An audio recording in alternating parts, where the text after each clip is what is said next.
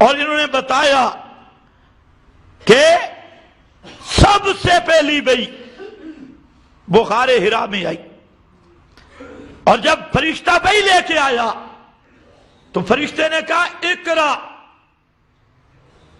آپ نے فرمایا ما آنا بیکار ہے، میں پڑھا ہوا نہیں ہوں۔ تو جبریل نے آپ کو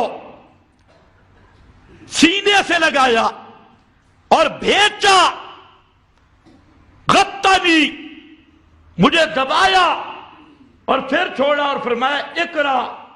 تو نبی کریم علیہ السلام نے فرمایا ما آنا بیکار ہے، میں پڑھا ہوا نہیں۔ پھر دوسری دفعہ، تیسری دفعہ جبریل نے غطنی، مجھے سینے سے لگا کے بھیجا اور فرمایا اقرا۔ تو اس وقت اللہ کے رسول جبریل کے ساتھ اقرا پڑھنا شروع کیا۔ اس حدیث لا کر امام بخاری نے کیا بتایا کہ آپ کو نبوت غار ہرا میں ملی۔ پہلی بئی بھی کس میں آئی؟ غار ہرا میں آئی۔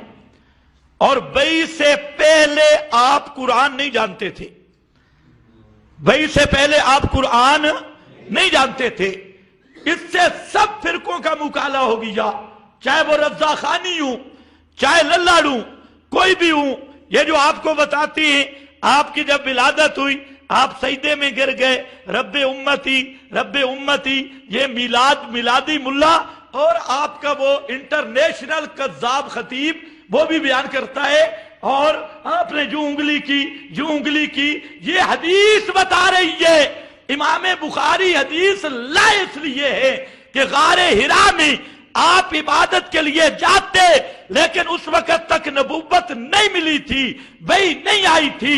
سب سے پہلی بئی امام الانبیاء پہ آئی، اقرا سے شروع ہوئی۔ اور جب جبریل نے کہا آپ اقرا پڑھ نہیں سکتے تھے، 3 دفعہ جبریل نے سینے سے سینہ ملا کر دبایا، بھیجا، تب جا کے آپ نے اقرا پڑھا۔